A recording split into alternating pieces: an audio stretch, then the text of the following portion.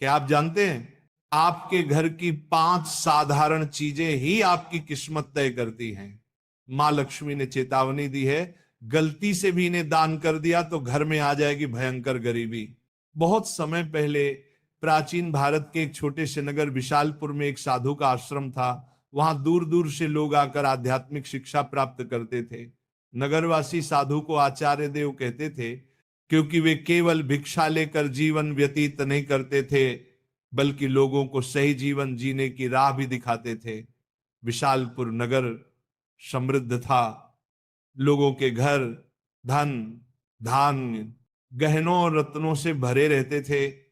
नगरवासी मानते थे कि ये सब माता लक्ष्मी की कृपा से ही है। नगर के बीचों बीच माता लक्ष्मी का एक भव्य मंदिर था। रोज शाम को वहां दीपक जलाए जाते, घंटियों की ध्वनि गूंजती और पूरा वातावरण श्री ह्रीं श्री महालक्ष्मी नमः के मंत्रों से पवित्र हो जाता।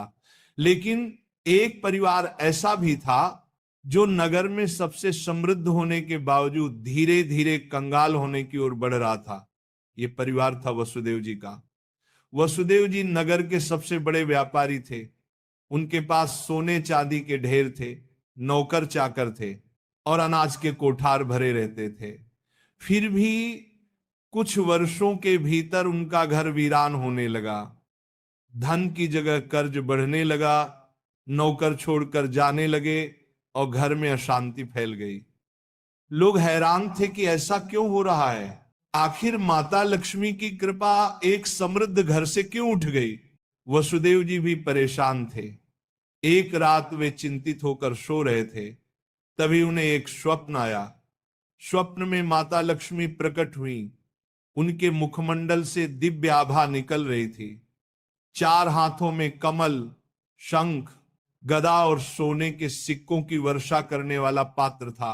उनकी मुस्कान शांति और कृपा से भरी थी, लेकिन आंखों में एक कठोर सत्य छिपा था। माता बोली, वसुदेव, तुम दुखी क्यों हो? क्या तुम्हें याद नहीं कि धन की रक्षा करना भी एक तपस्या है? तुमने अपने घर की 5 पवित्र वस्तुएं बार बार दूसरों को देकर मेरे निवास को अशुद्ध कर दिया, इसलिए मैं तुम्हारे घर से विदा हो गई। वसुदेव ने हाथ जोड़कर कहा, मां, मुझे क्षमा करें। कृपया मुझे बताइए कि वे 5 वस्तुएं कौन सी हैं जिन्हें देने से घर में गरीबी आती है। माता ने कहा, यह रहस्य मैं बताऊंगी, परंतु ध्यान रहे, ये केवल तुम्हारे लिए नहीं बल्कि पूरे नगर और संसार के लिए शिक्षा है।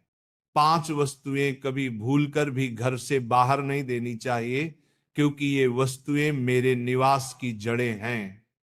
इन्हें खोने से घर निर्धन और अपवित्र हो जाता है। इतना कहकर माता अदृश्य हो गईं। वसुदेव घबरा कर उठ गए। उनका शरीर पसीने से तरबतर था। अगले दिन वे भागते हुए आचार्य देव के आश्रम पहुंचे और सारी घटना सुनाई। आचार्य देव ने शांत होकर कहा, वसुदेव, ये कोई साधारण सपना नहीं है, ये स्वयं लक्ष्मी का आदेश है। अब तुम्हें धैर्य रखना होगा। माता लक्ष्मी ने जो 5 रहस्य बताए हैं, उन्हें समझने के लिए तुम्हें एक आध्यात्मिक यात्रा करनी होगी, तभी तुम्हें सच्चा उत्तर मिलेगा। और इस प्रकार यात्रा शुरू हुई। वसुदेव ने अपनी पत्नी सुभद्रा और बेटे माधव के साथ नगर छोड़ दिया और आचार्य देव के आदेश पर हिमालय की ओर प्रस्थान किया। रास्ते में उन्हें तरह तरह की घटनाएं घटी। एक गांव में उन्होंने देखा कि एक महिला अपने घर का चूल्हे की राख दूसरों को दे रही है। वसुदेव को तुरंत माता लक्ष्मी की बात याद आई। क्या राख की भी उनमें से एक वस्तु है? उन्होंने महिला से पूछा, बहन, तुम ये राख क्यों बांट रहे हो? महिला ने कहा, महाराज, लोग मानते हैं कि राख खेत में डालने से फसल अच्छी होती है। वसुदेव ने सोचा, लेकिन यही तो गलती है। चूल्हे की राख घर के भोजन और अग्नि का प्रतीक है। इसे बाहर देने से घर की उन्नति रुक जाती है। यात्रा आगे बढ़ी। वसुदेव, सुभद्रा और माधव पहाड़ों की कठिन राह से गुजर रहे थे। एक रात वे एक आश्रम पहुंचे। वहां एक वृद्ध साध्वी ध्यान में लीन थी। साध्वी ने वसुदेव को देखकर मुस्कुराते हुए कहा, तुम्हें लक्ष्मी माता के 5 रहस्य जानने हैं ना? ध्यान से सुनो। ये पहली वस्तु है चूल्हे की राख, को याद कर लिया। दूसरे दिन वे आगे बढ़े, एक गांव में देखा कि लोग अपने घर से झाड़ू निकाल कर दूसरों को दे रहे। वसुदेव ने आश्चर्य से पूछा, तुम लोग ऐसा क्यों करते हो? एक युवक बोला, हम मानते हैं कि पुराना झाड़ू देने से दरिद्रता चली जाती है। लेकिन तभी आकाश में गड़गड़ाहट हुई, जैसे स्वयं माता लक्ष्मी बोल रही हो, मूर्खों, झाड़ू लक्ष्मी का निवास है। ये घर की स्वच्छता और समृद्धि का प्रतीक है। इसे बाहर देने से लक्ष्मी घर से चली जाती है। वसुदेव को दूसरी वस्तु का भी रहस्य मिल गया, झाड़ू। तीसरा रहस्य उन्हें एक कुटिया में मिला। वहां एक वृद्ध साधक बैठे थे, उनके सामने दीपक जल रहा था।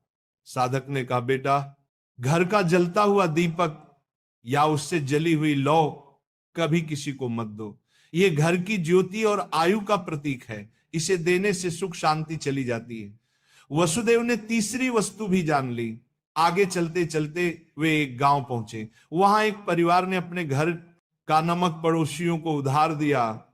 उसी रात उस परिवार के यहां कलह मच गई।